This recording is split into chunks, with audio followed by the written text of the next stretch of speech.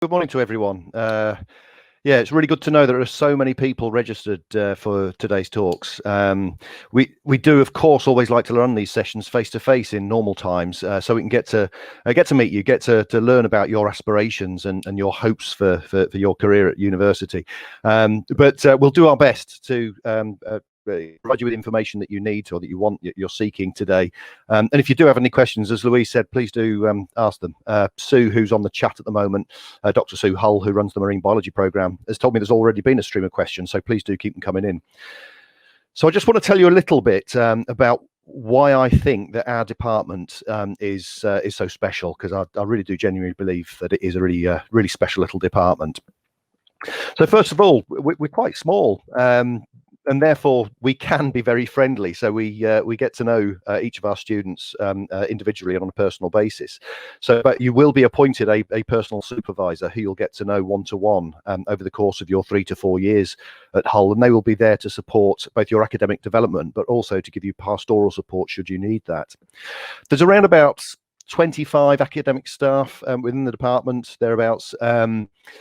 And we take in 100 or so students every year, so you can see that we're not so big that we're impersonal. We do try to get to know you each personally, and we operate on a first name basis. So we try and keep it very, very personal indeed. We are a nationally strong department, so we score very highly in both our the National Student Survey and also increasingly in the league tables for universities for our degree programs.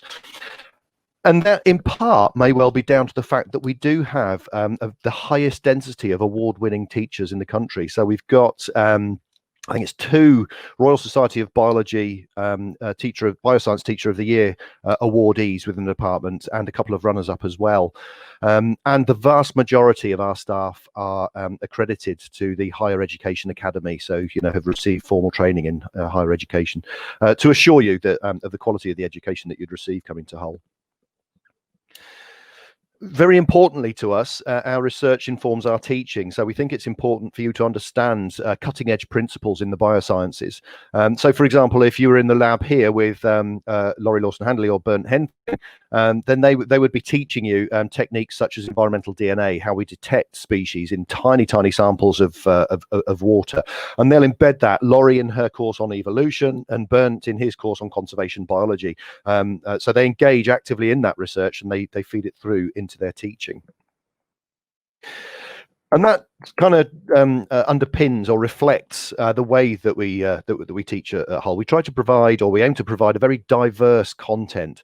So for those of you who are interested in studying the molecular sciences, particularly those on the biology program, you will spend a lot of time learning proper biological techniques in the laboratory. So how to undertake aseptic technique, how to load up cuvettes for later analysis, and you will engage with many of the sequencing machines in our DNA lab.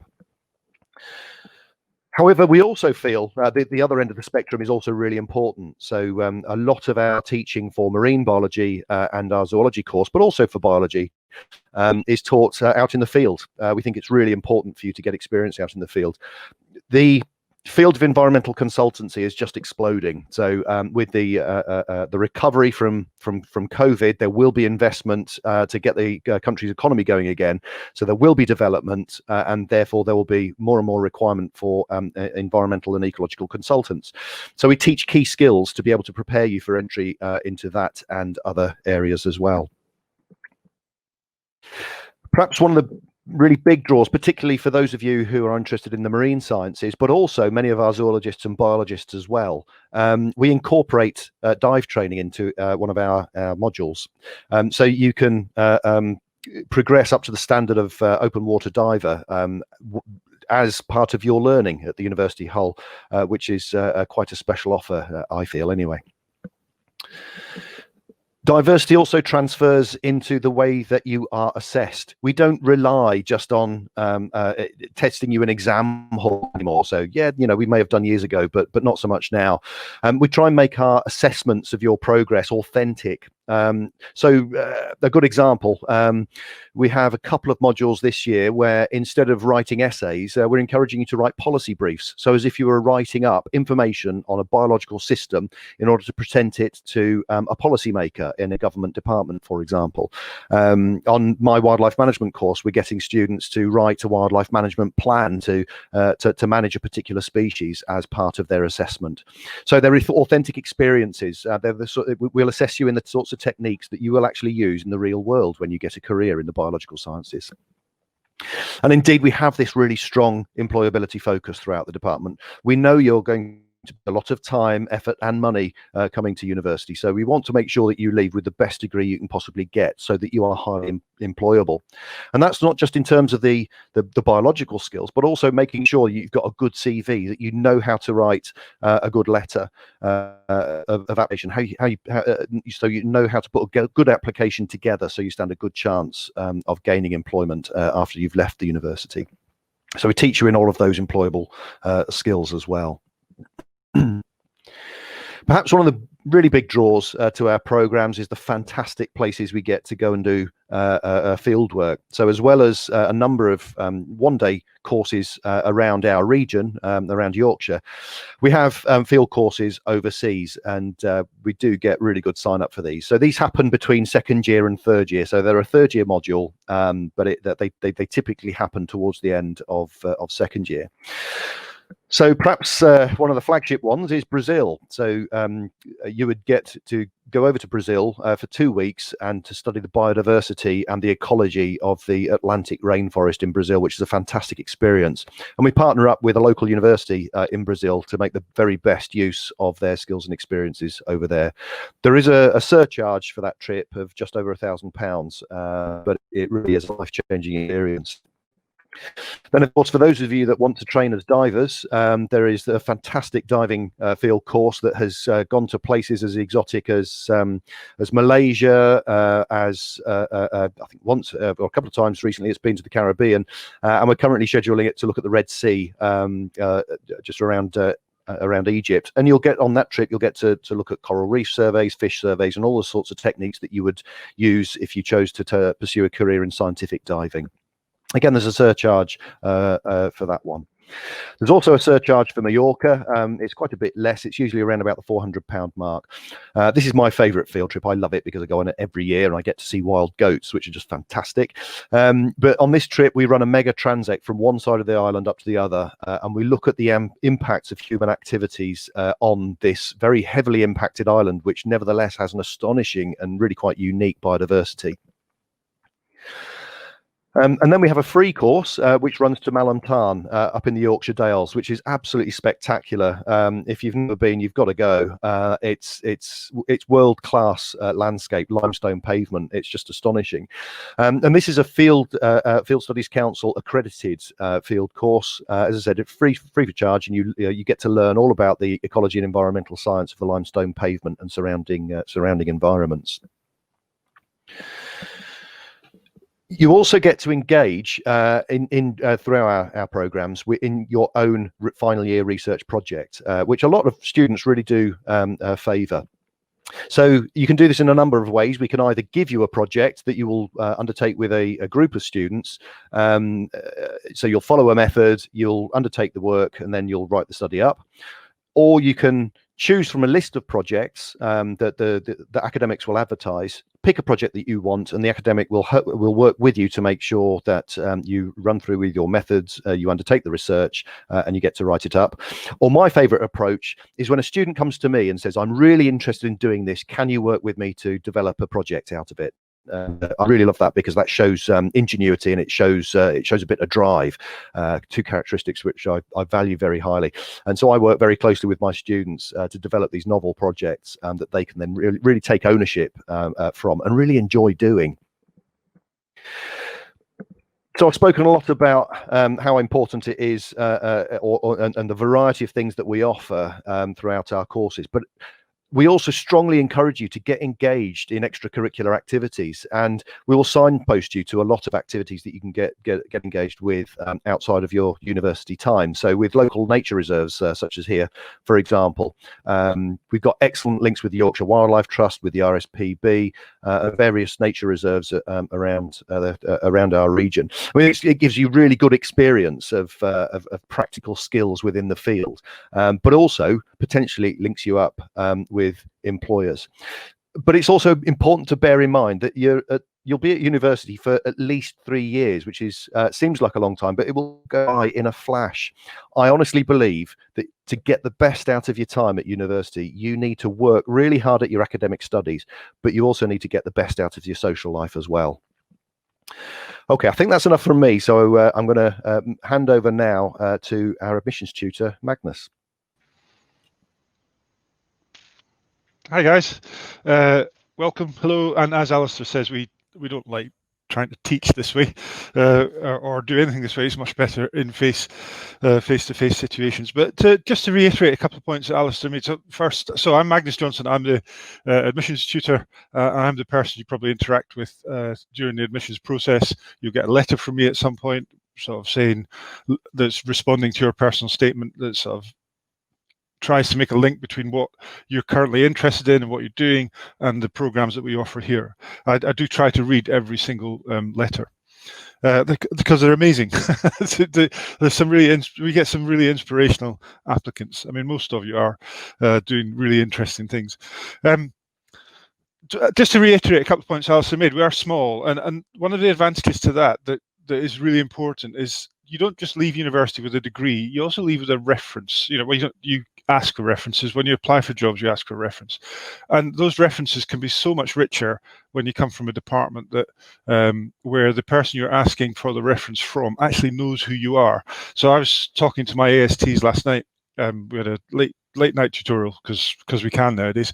And one of them's an archer, the other one's interested in politics, and the other one's a weightlifter. You know, and that stuff that I know about them feeds into any reference that I might write for them in the future.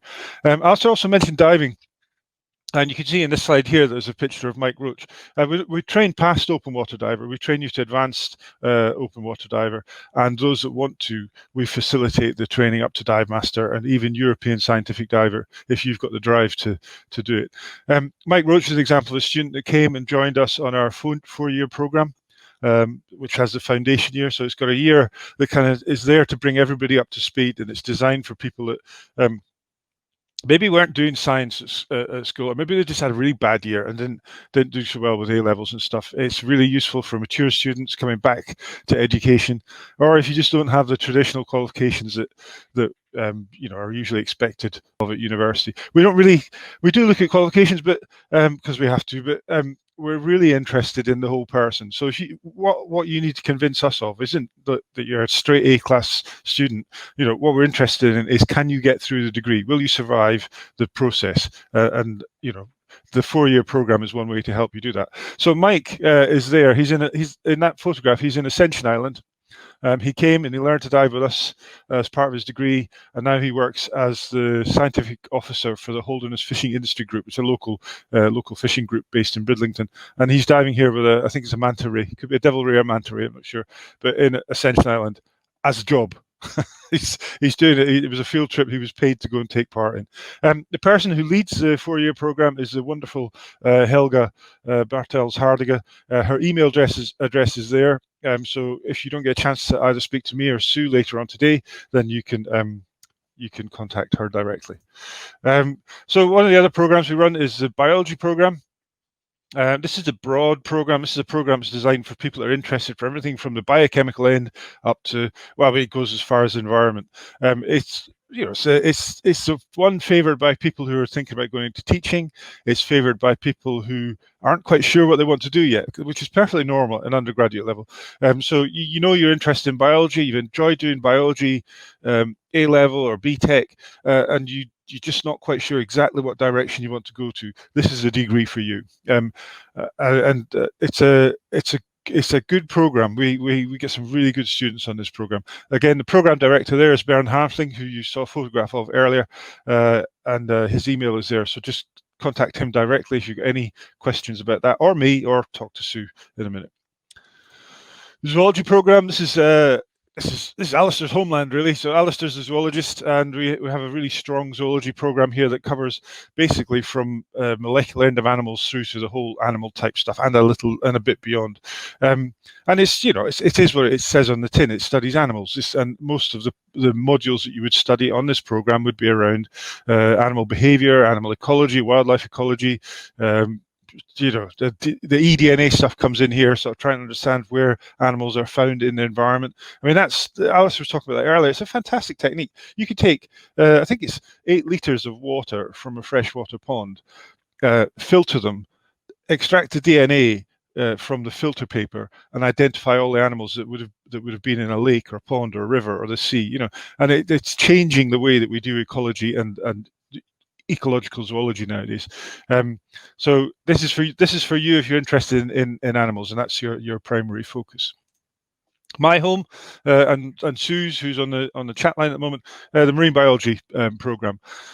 So this is for those of you who don't mind getting wet. If you want to get wet, you're interested in the ocean, you're a big fan of David Attenborough's programs, you see the problems around plastic, you see the problems around climate change, and you want to do something about it. And the diving stuff is not just for marine biologists, but we do find most of the marine biologists want to dive. We find the biologists and zoologists do as well. But this is the program for the people that are fascinated by rocky shores, under the water, coral reefs, that kind of end of things. So the sort of quite often the bigger end of things, the marine systems, oceanographic stuff. So we train students in geographical information systems, which is a fundamental technique for anybody who wants to do kind of oceanography, using satellite data to look at what's happening in the world and patterns of movement of things, etc. And that's led by the fantastic Sue Hull.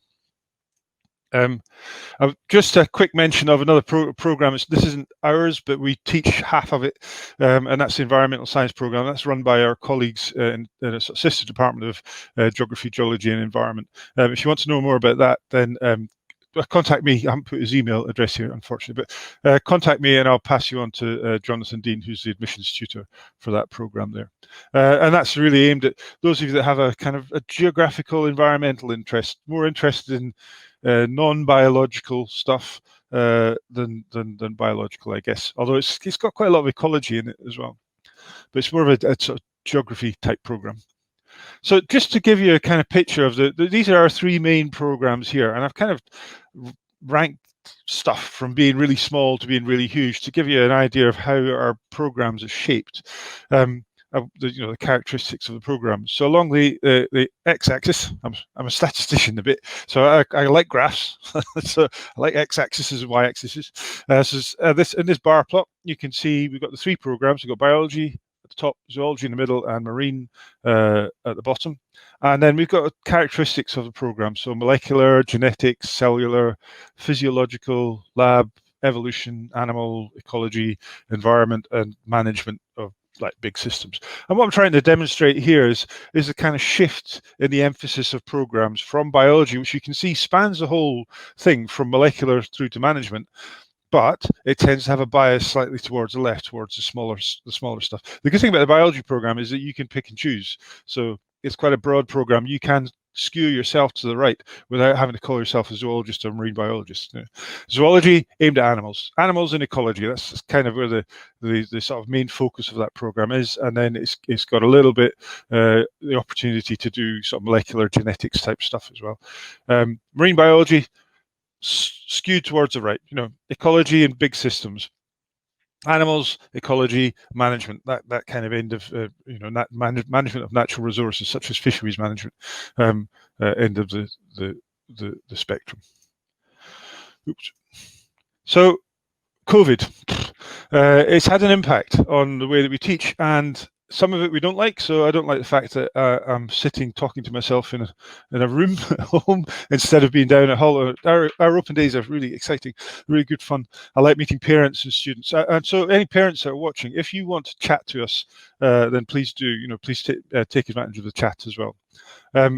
or if any of you want a one-to-one on Zoom or anything like that, just get in touch. But so we've had to change things slightly with the way COVID has driven us. So we've gone for this blended learning approach, which was kind of evolving naturally anyway, because it's a great way to teach.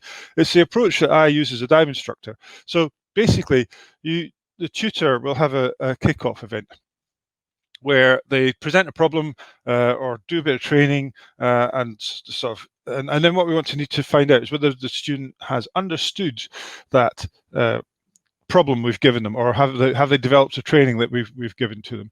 And so we'll give them the student a problem, and they'll go and tackle a problem and maybe discuss this with their peers, their colleagues, and then they check their own understanding using a quiz that we'll put up on our virtual learning environment. And then I will look at the quiz as a tutor. I would look at that and see where people are understanding things and where they aren't. And then we'll go back round again. So if I set up a quiz of 50 questions and I find everybody's getting 10 of them wrong, I think, right, we need to go and look at that again and make sure that everybody really does understand that bit. So then we go back round again, and we would go over the stuff that people hadn't understood. We'd set a new problem and then set up another quiz. And so we go round and round and round like that. And so during the semester, then towards the end, we might have a final assessment. And as Alistair said, we don't use exams very much anymore. We tend to use sort of essays or problems or your coursework type stuff instead. Just exams test a really narrow spectrum of what people can do. So we were quite nervous about this, having to make the shift. We had to do it very quickly because everybody's had to make changes really quickly. Well, we had to change the whole way we teach some modules really quickly. But we're really pleased to find that students are actually enjoying the new experience. They like the fact that they can access material again and again and again. So if they haven't it's not like you go to a lecture, if you haven't understood something, we record lectures anyway, so you could go back and look at the lecture, but you can go back through the materials now with the online stuff, and you can make sure that you've understood it. And then you can you've got the best of both worlds, where you've got the online stuff so you can go over things again and again. And I've run half a dozen tutorials this week with students who've had specific problems where they haven't understood something. And I've done a one-to-one with them on Teams or on Zoom or even on the phone, so I actually think students are getting more time with academics as a result of COVID, because we are acutely conscious of the issues that you're facing, because we're facing them as well. So, like I said, students have generally been quite positive about this approach that we now have. They go through the questions themselves. They've got to read the notes if they've got to come back to us, so if they've got to do a quiz, they've got to read the notes in order to do the quiz. Because you're doing stuff, maybe repeating stuff a bit, and maybe you're getting stuff presented to you in a variety of different mediums. You might get the PowerPoint presentation, you get the online lecture, you might get some reading as well, and that kind of makes things stick, which is what we're interested in. Lots of positive words there from students about the way that we this new approach to teaching. Okay, so I'm going to pass you on now to Abby Greig, who was our student until last year, and she's now a graduate, and she's still hanging around and helping us. So here she is in her Indiana Jones costume.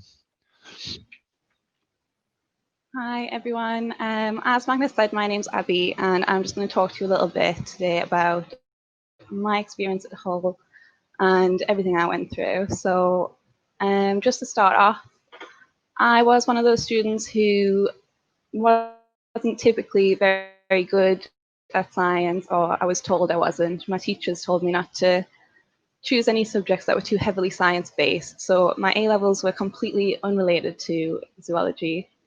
And I think, like a lot of people, when I finished sixth form, I just kind of panicked, and I went through clearing, and I moved all the way down to London.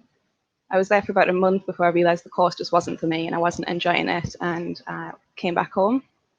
After a couple of years, I decided to get back into education, and I did an access course at York College in nursing and midwifery. And then when I finished that, it came to applying for university. I looked at the zoology course at Hull, which just caught my eye as someone who'd always loved animals and been interested in them. And it was just what I wanted to do. So they took me on, they gave me a chance, and I actually graduated this year with a first class degree, which is something I never thought I would be able to do. And yeah, I really appreciate them giving me the opportunity to do that.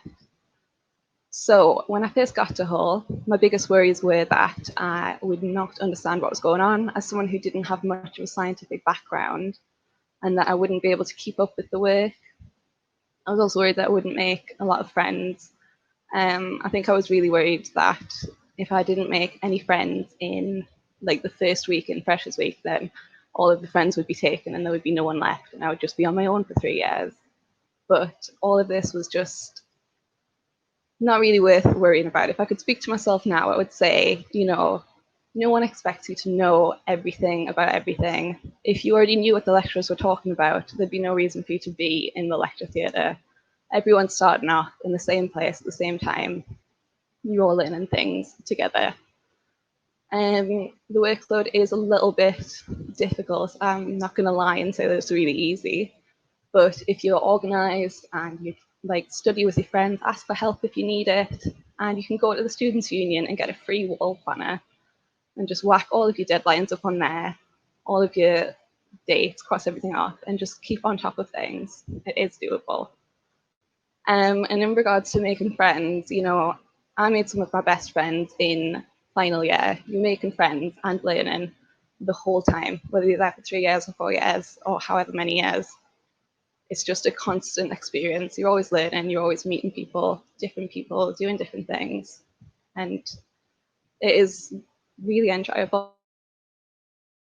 So there are new things that you've got to get to grips with, as been previously mentioned, like working in the lab and working in the field, things I've never really done before. A lot of statistic work, which sounds really scary again, but you've got the support there from the staff, and you get given a little book in your first year, statistics handbook, which is basically like a Bible. You need to keep hold of that, and I refer to mine the whole 3 years I was there. Group work as well is something that I didn't think would be really important, but we ended up doing a lot of, and you do really need to be good at working with people and working in a group. And alongside different ways of learning, there were also lots of different methods of assessment. So where I'd done lots of exams and assignments in school, I hadn't done as many presentations or poster defences. If anyone doesn't know what a poster defence is, it's when you do an experiment and then you make a nice pretty poster all about the background, the methods, the results. And then you stand in a room with a bunch of people in their posters, and your lecturer will come around and ask you questions about the experiment. But all of these things you'll get graded on either individually or as a group, and that's why group work is so important in university.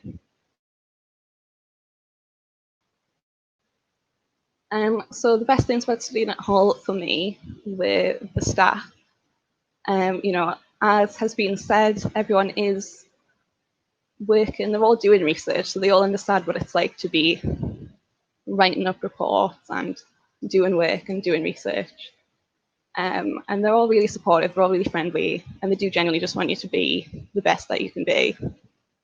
There's lots of different opportunities, such as learning how to dive or going on the field courses, and also just learning. I know that COVID might have thrown a bit of a spanner in the works for now, but at least for me, I didn't feel like I was just sitting in a lecture theatre learning about what other people had done, but I was in the lab or in the field doing things and learning things for myself, which I really appreciated.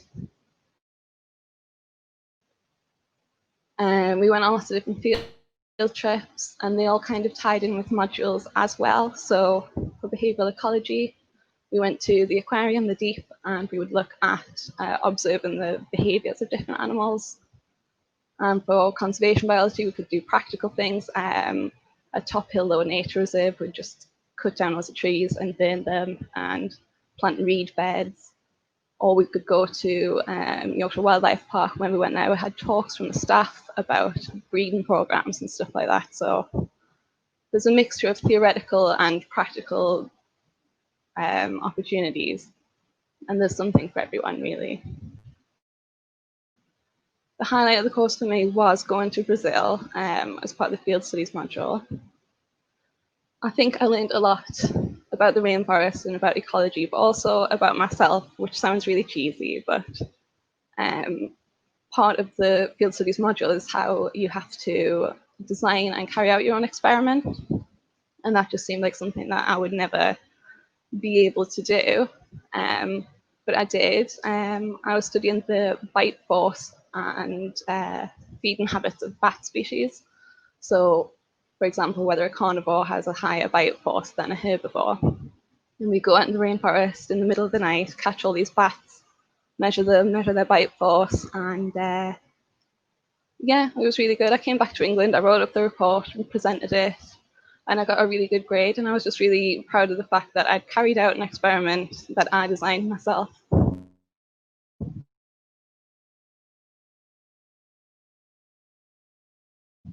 So my own ability and my scientific ability gave me the independence to work on my own.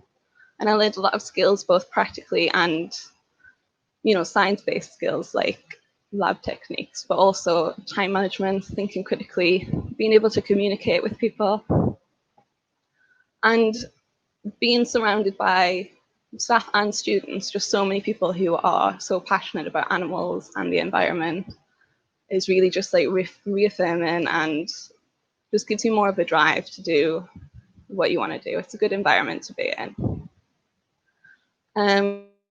Just quickly, outside of academic study, Hull is an amazing place to live in, because if you live in on campus or nearby campus, everything's really convenient. You've got everything you need within walking distance. If you want to get the bus into town, I think it's about 20 minutes, but you can walk as well.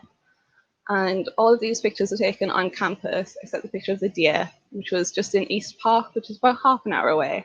There's just lots of green space and lots of nice things to do. And you've got extracurricular activities as well. So I used to volunteer at the local dog shelter and at the local animal shelter and at the nature reserve, either on my own or as part of the Zoology Society, where I was the president. But the society's for everyone, based, they've got all kinds of different things. They've got like the Doctor Who Society to the Catholic Society, based on politics or television or sports. There's something for everyone. There's lots of stuff to do in town. You've got loads of museums, the Deep, obviously, with the aquarium, and the nightlife, and just the pubs and nice cafes, restaurants during the day. It's really cheap and cheerful. Everyone's really friendly, and it is just a really amazing experience. I would recommend it to anyone. And I think that is the end for me as well.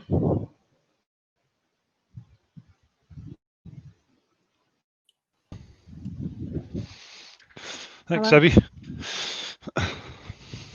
Thank you very much, everyone. Really great presentation, and fabulous to hear about the kind of work that you'd be able to do if you come and study at the University of Hull. We have some questions that have come in, so I'll ask those and then you can decide who's best to answer them. The first question is, do you offer an integrated Masters for biology? Go on, Magnus. Yeah, so I run the Master's Programme in Environmental Change Management and Monitoring. So we have a Master's course. It's not integrated, because quite often people want to go somewhere else when they've finished. Quite often they don't. There's advantages to staying in Hull because you've got your social life sorted out, and you've got your accommodation, and you get £1,000 off the fees for the Master's course. So you can do a top Master's here and it's a very broad Masters that covers everything from the sort of molecular through to the sort of bigger environmental stuff. There's also a renewable energies Masters course here that some of our students do as well.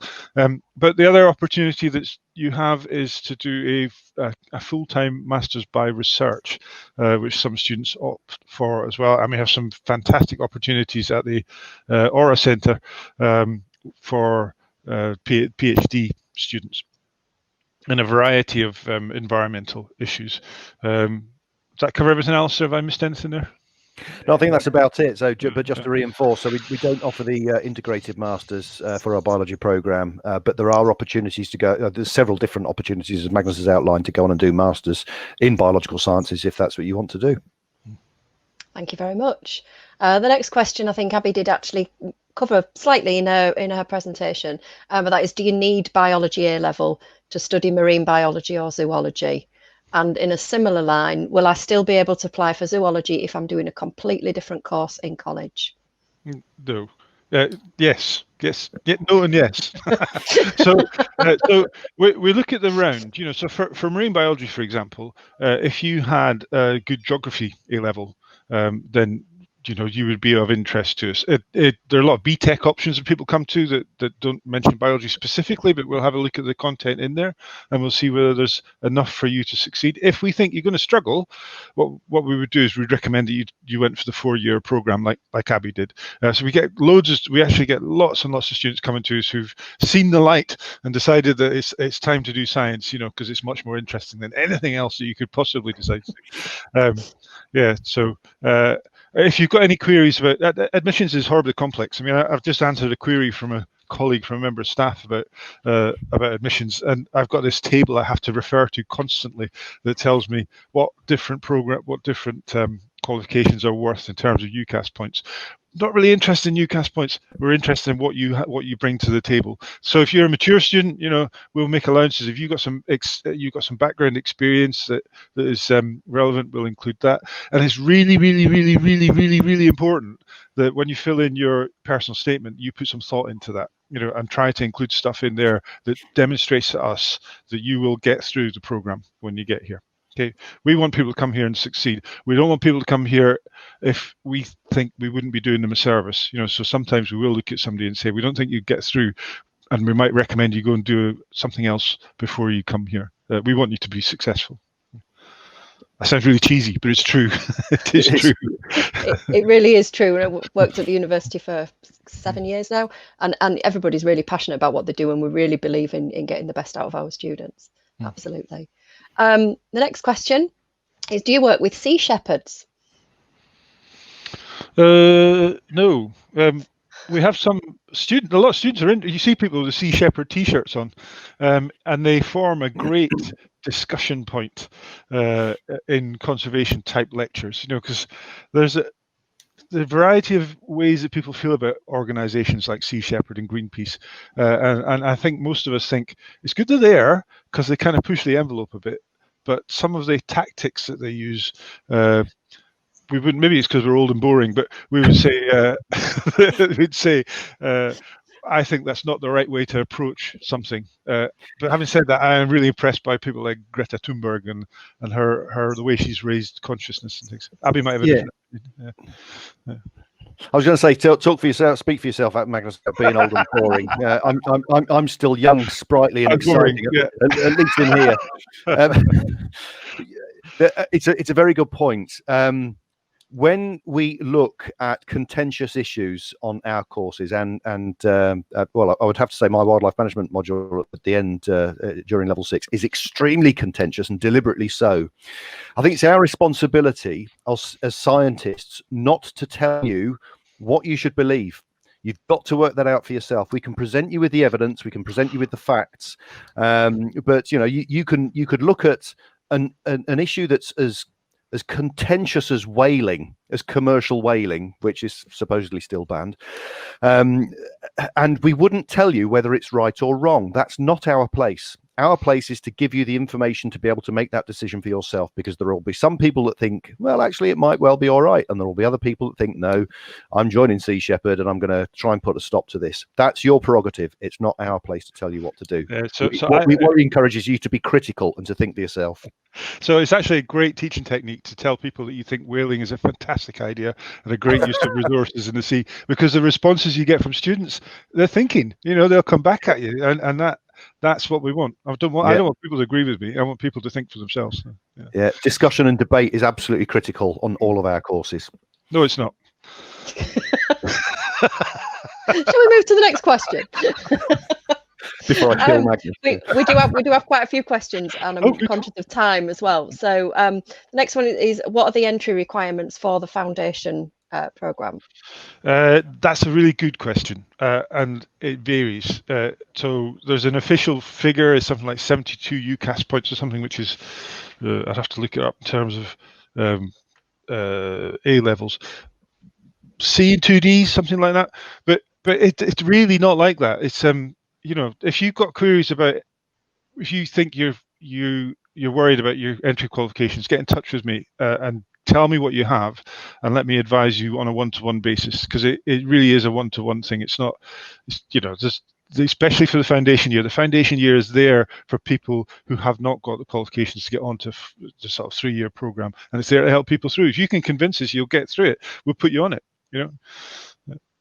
Right. I think that probably also answers the question about, will my BTEC qualification affect my chances of getting into university? Not at all. No, Yeah. I love BTECs. Sorry, Alistair. Go on. No, I was just going to say, yes, it will affect your chances. It will give you a good chance of getting in, because they certainly score highly on UCAS points, and we tend to find that people that have come in on BTECs have got a lot of really good practical experience. Yes. Yeah. Brilliant. Thank you very much. So, how can I use my time at university to make myself more employable? Yeah. In my opinion, there's loads and loads of stuff. I would say engaging with all of the employability focused support services we offer through the university. So we have a small department, a small team that will help you work towards what are called employability awards. So if you can demonstrate that you've got a really good CV, that you know how to write really good applications, you can be presented with an employability award. But we'll also we'll signpost you to employers in the local area. So getting involved with people like, for example, the Yorkshire Wildlife Trust, the RSPB, Top Hill Low Nature Reserve that Abby spoke about. We can make sure you have those opportunities to get involved with those people, to do voluntary work for them. And what that shows to employers, and I'm speaking as a previous employer, I've only been at the university 5 years. I used to do a proper job before that for the government. I was a government scientist, and anybody that came to me with a good degree, but demonstrated that they were willing to, get off their backside and show they've got a bit of nous about them, and they would go out and do voluntary work that was associated with their degree program, then I would sit up and take notice of those sorts of people, because those were the sorts of people that I wanted to employ. So there's a host of opportunities that we can provide through Hull, and we'll signpost you to them and support you to get there. I would just say as well, really quickly, that while being on a society is really fun thing to do, if you're on the committee, that does actually count as voluntary experience as well. So being on a committee of a society is just something that you can put on your CV. But just being in the society, Yeah. I mean, we like to find nuggets. So to get people, make people employable, we have things, I call them nuggets, things that we have within modules that make people more employable. So there's things like the geographical information systems, statistical package we teach you to use, and graphical package called R, which is the tool of choice of many biologists. The field work, some of that, especially Melham Tarn, it's a really good field trip in terms of teaching you skills and giving you some knowledge that is useful in the UK, for the kind of UK approach to things. So, we try to pack the program full of things that we think will make you a better, more employable graduate. Thank you very much. Another question is, I want to study marine biology and specialise in marine mammalogy. Can I do that at Hull? You can. But what we'll probably do is tell you about all sorts of other interesting things there are in marine science as well.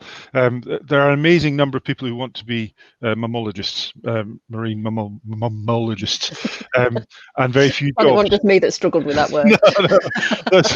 So we would give you advice on the things to do in order to get there, and you'll find the things to do in order to get there are work really hard, get a first-class degree, turn your project into things that are relevant, do some of the hardcore topics, be really good at stats, pick up on your chemistry. Those are the things that make you stand out as a graduate. And then even if you don't end up working with Flipper, you can actually go, and so you're making yourself an extremely attractive graduate for other programs as well. Yeah, I'll just add to that. So I'm actually supervising some dolphin research this trimester or this year. I've got a student who wanted to work on people's understanding of dolphin conservation. So we're running projects where we're not actually getting directly involved with cetaceans, but we've got people asking questions about, what do people value about our wild whales and dolphins around the coast. So yeah, to cut long waffle short, yes, you can study marine mammals at the University of Hull. There are organised dolphin cetacean watches. Did you do any of them, Abby, when you were here? There's sort of some coastal things. There was one, but it was cancelled for the weather, I think. Oh, weather. One of the hazards of living on the Yorkshire coast is the weather. It's One too of the sunny. benefits as well. You get lots of Yeah. lovely light. Yeah. Yeah. So thank you very much. We will call those questions to an end. But if you do have any more questions, please pop over to the live chat. I think it's Sue Hull on the live chat. She'll I'll be be able there to as answer well. any questions for you, and Magnus. Fabulous. So thank you for joining us, and thank you to our speakers. It was really inspiring. Every single talk I hear, it makes me want to study that subject. So yeah, really great. Thank you very much. Look at the watch on demand videos for the foundation year, personal statement and student finance. Loads of information there. Plenty more for you to enjoy as part of the virtual open day. I'd encourage you to do the campus tour as well if you can. Yeah, the campus is brilliant, and we want you to experience it. Yes, Magnus. Can we just share my last slide, because it's got contact details. So please, Fabulous. if you need to get in touch with me, just do. That's my own phone number, and that's my email address, and then there's sort of some links on there as well. So just if you've got questions, ask. It's the biggest investment you'll make in your life, probably, and it will change your life. You need to be sure that you're going to the right place. So if you're thinking about coming here, you need to check and make sure it's right for you. Yeah. Fantastic university to come to, and just like to reiterate with a big thank you to everybody who's presented and everybody who's watched. Thank you for joining us, and enjoy the rest of your open day. Yeah, great. Bye. Bye now. Bye. Yeah, bye.